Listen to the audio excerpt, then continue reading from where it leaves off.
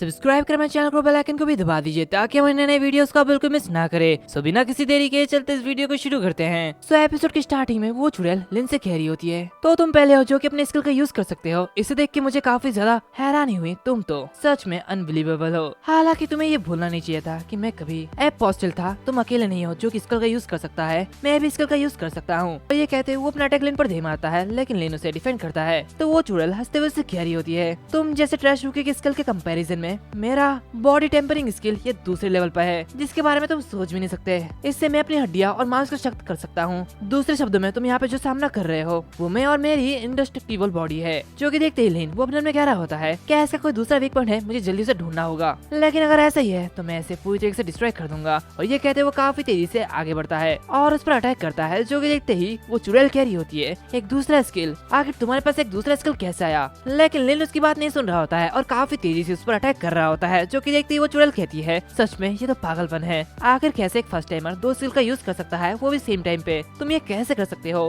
तो लिन उससे कहता है, ऐसा इसलिए है क्योंकि मैंने इस कॉम्बैट स्किल को अपने आप ही इन्वेंट किया है, इसलिए मैं इसका यूज कर सकता हूँ। और वो अपने आप में कहता है, ये स्किल मैंने उसे टावर से पाया था, लेकिन पास्ट में मेरी काफी ज्यादा फाइट हुई थी, जिसकी वजह से मेरी कॉम्बैट स्किल वो अभी भी एकदम सेम टू सेम है, जिस वजह से मेरी स्किल ये काफी ज्यादा शार्प है। दूसरी तरफ वो जो चुड़ैल होती है वो उससे कह रही होती है, क्या अपने आप एक स्किल को इन्वेंट करना, क्या तुम सोच रहे हो कि मैं पागल हूँ। तुम जो भी ट्रिक खेल रहे हो मुझे इससे कोई फर्क नहीं पड़ता, क्योंकि इससे कुछ भी चेंज नहीं होने वाला। तुम्हारे हमले ये गुदगुदी के अलावा और कुछ भी नहीं है, तुम बस एक बेकार से कचरे हो। क्या तुम्हें सुना ही नहीं दे रहा। और अगर ऐसे ही है तो तुम्हें और भी ज्यादा प्रैक्टिस करने की जरूरत है। कम से कम इसे तब तक करो जब तक कि मुझे जरा सा भी दर्द ना हो। क्या तुम ये कर सकते हो। दूसरी तरफ देखते हैं कि लिन उसका डैगर वो टूट रहा होता है और वो काफी ज्यादा थका हुआ होता है। जो कि देखते ही वो चुड़ैल से कहती है, क्या तुम्हारा हो गया, क्या तुम थक गए हो, लगता है तुम हार मान रहे हो। मैंने सोचा था कि तुम कुछ हो जो कि मुझे हरा सकता है, लेकिन तुम्हें देख के ये पता चलता है कि तुम कुछ भी नहीं कर सकते हो। अगर तुम कमजोर हो तो मैं शिकार का मजा कैसे ले पाऊंगा। तुम जैसे बेकार कमजोर हो तो बस मर जाना चाहिए। ये कहते वो काफी तेजी से उसके ऊपर अटैक करता है। जो कि देखते ही लिन कहता है,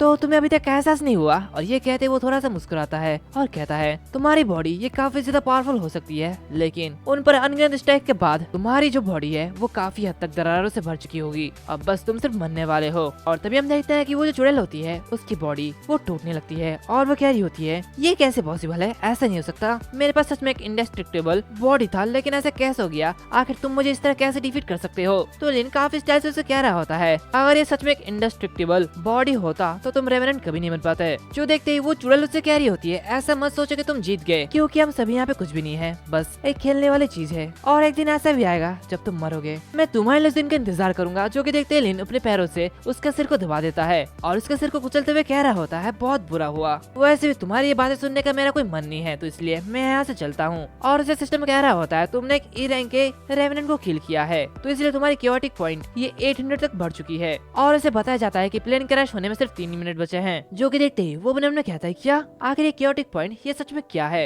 ये कहते वो पैराशूट से कूद जाता है और अपने मन में कहता है, मैंने पहले भी रेवेनेंट को मारा है, लेकिन मैंने ऐसा पहले कभी भी नहीं सुना और मुझे ऐसी चीजें कभी भी नहीं मिली। और हम देखते हैं कि वो जो प्लेन होता है वो क्रैश हो जाता है। उसी के साथ साथ जो अपोस्टल ट्रेन नंबर 1010 है उसने इस टास्क को कंप्लीट कर लिया है। और हम देखते हैं कि लिन का लेवल अप भी होता है और उसे काफी ज्यादा रिवॉर्ड भी मिलते हैं। फिर हमें अगले दिन का सीन दिखाया जाता है जहाँ पे एक पुलिस ऑफिसर कह रहा होता है, जियाओ यांग का विक्टिम वो एक मेल है जो कि 18 साल का है, जो कि क्विंचन हाई स्कूल का 3rd ईयर का स्टूडेंट है। जब ये स्कूल में था तो इसके पास 3 एट्रीब्यूट पॉइंट है। और ये कितनी शर्म की बात है कि इतनी स्टेट के साथ वो एक टैलेंटेड बंदा था और मैडम वो आपसे कमजोर नहीं था। जो कि सुनते ही वो जो लेडी होती है वो कह रही होती है, प्लीज तुम सिर्फ रेलेवेंट की रिपोर्ट की जानकारी दो। और ये जो लेडी होती है ये ग्यू सिनान होती है, जो कि स्क्वाड की कैप्टन होती है, जो किसी केस को हैंडल कर रही होती है। तभी वो रिपोर्टर कह रहा होता है, रोजर विक्टिम कई सालों से अकेला रह रहा है और हमारे जरिए की गई शुरुआती जांच के अकॉर्डिंग लिवर मोर्टिस इसके बॉडी में डेवलप हो चुकी है और इसका मौत का टाइम लगभग कल रात के 7 बजे था। उसी के साथ साथ लड़ने का कोई भी निशान नहीं है और न ही इसकी बॉडी को हिलाया जा रहा था। खून के धब्बे का पैटर्न में बदले जाने का कोई भी साइन नहीं है, वो सिर्फ एक क्लीन कट में मर गया। और ये सब कुछ बड़े साफ तरीके से किया गया है। साथ ही हमें अभी तक कोई भी नई खोज नहीं मिली है, तो इसलिए हमें ज्यादा जानकारी पानी होगी। और ये जो बंदा है ये जियो छियोंग है, जो कि स्क्वाड मेंबर है और ये भी यही केस को हैंडल कर रहा होता है। तो क्यों कहती है, ठीक है ध्यान से, किलर के पीछे कोई भी सुराग छूटा हो तो उसे ध्यान से देखना और उसे ढूंढो जल्दी। और जियो से कह रही होती है, हे जियो तुम्हें ये रिपोर्ट किसने की है। जो कि सुनते ही जियो कह रहा होता है, ये मुझे उस बंदे ने बताया है जो कि इस विक्टिम का क्लासमेट है।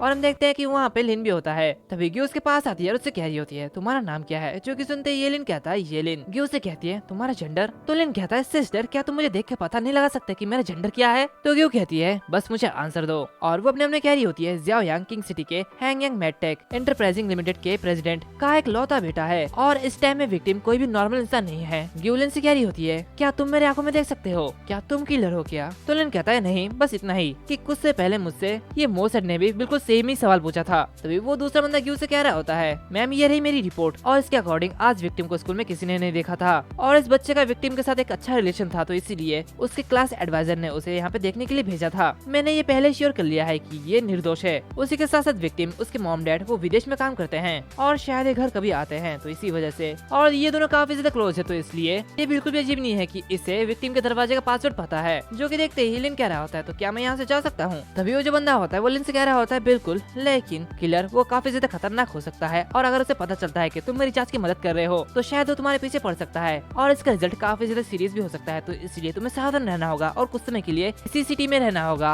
और इस इन्वेस्टिगेशन में हमारी मदद करनी होगी और इसी तरह हम भी तुम्हारी रक्षा कर सकते हैं। जो कि देखते ही लिन वो अपने आप में कह रहा होता है मैंने अपने सभी निशानों को साफ कर लिया है और उसी के साथ सीसीटीवी कैमरे का भी साफ कर दिया है और उसकी मौत की रिपोर्ट करने का एक रीजन ये था कि मैं इन्वेस्टिगेशन की करंट सिचुएशन को अच्छी तरीके से जान पाऊं और इसी वजह से मैंने जियाओयांग के बॉडी को यहाँ पे पीछे छोड़ा और इसको एक चारा बनाया। 4 साल बाद जब सेलिब्रिटीज उतरेंगे तो दुनिया अलग हो जाएगी, तो अंधेरे में छिपे अपराधी चारों सेलिब्रिटीज के कुत्ते बन जाएंगे और इस बार मैं ये श्योर करूंगा कि मैं उन गद्दारों को पूरी तरीके से खत्म कर दूं इससे पहले कि उन्हें सामने आने का मौका मिले। और फिर हमें शाम का सीन दिखाया जाता है जहाँ पे हमें ये लिन का घर का सीन दिखाया जाता है और उसके घर में एक जियाओ येई डिजिटल हेल्पर होता है जिससे लिन कह रहा होता है अब जियाओयांग मर चुका है तो शायद वो अभी सुरक्षित होनी चाहिए और ये हमारे फिर से मिलने का टाइम आ गया है, तो जियाओ येई जल्दी से कॉफी तैयार करो। और वो कहता है सैटेलाइट्स के तबाह होने की वजह से इंटरनेट भी गायब हो गया था और सिल्वर लाइनिंग यह है कि इसने एआई के एक और भी पावरफुल अंडरग्राउंड नेटवर्क को भी जन्म दे दिया जो शहरों को उनके नोड्स के रूप में यूज करता है, जिसे हेवनली स्पाइडर नंबर 1 कहा जाता है और शहर के सारे कम्युनिटी सिस्टम ये हेवनली स्पाइडर नंबर 1 से कनेक्टेड है जिसे स्पाइडर थ्रेड्स कहा जाता है और ये पास्ट में यूज किए गए ऑप्टिक फाइबर से ज्यादा कुछ भी नहीं है। और ये कहते हुए अपने फोन को पकड़ता है लेकिन उसका पासवर्ड वो I am the world's strongest fuck boy है और ये उसे 80 डेसिबल में कहना है, जो कि देखते ही वो काफी परेशान होता है और ये कहता है आई am the world strongest fuck boy, लेकिन ये सिर्फ 56 डेसिबल का होता है, जो कि देखते हुए चिल्लाते हुए कह रहा होता है जो कि मैं तुम्हें नहीं बता सकता। लेकिन ये कहने के बाद उसका जो लॉक होता है वो खुल जाता है और वो मॉली को कॉल करता है लेकिन मॉली उसे पहचान नहीं पाती, जो कि देखते ही लिन अपने मन में कहता है फाइनली अब मैं तुम्हारी वॉइस को सुन सकता हूँ, ये काफी ज्यादा बढ़िया है। और लिन उससे कह रहा होता है मुझे लगता है कि हम इस लाइफ में एक दूसरे से अभी तक नहीं मिले हैं। फिर हमें 1 मिनट बाद का सीन दिखाया जाता है जहाँ पे मॉली उससे कह रही होती है मुझे सबूत दो, तो लिन कहता है मोम मैंग मैंग यही तो तुम्हारा नाम है ना? मॉली से कहती है ये कितना बेकार सा नाम है जो कि मेरी मरी हुई दादी माँ ने रखा था, लेकिन मैंने कभी भी किसी के सामने इसका जिक्र नहीं किया, तो तुम इसके बारे में कैसे जानते हो? चलो अब मुझे तुम्हारा लोकेशन दो। जो कि देखते ही लिन उससे कहता है क्या तुम मेरे ऊपर यकीन करते हो? तो मॉली उससे कहती है जल्दी से मुझे अपना लोकेशन दो। एंड इसी के साथ साथ ये जो एपिसोड है वो भी यहाँ पर खत्म होता है। अगर तुम लोगों को ये एपिसोड अच्छा लगे तो लाइक करना, शेयर करना, सब्सक्राइब करना मत भूलना और नीचे कमेंट सेक्शन में जरूर बताओ कि मुझे ये सीरीज आगे कंटिन्यू करना चाहिए या फिर नहीं, क्योंकि इसमें व्यूज नहीं आ रहे हैं तो इसलिए मोटिवेशन भी गिरता जा रहा है, समझ रहे हो? तो जरूर कमेंट सेक्शन में बता देना। मिलते हैं अगले वीडियो में, तब तक के लिए बाय बाय।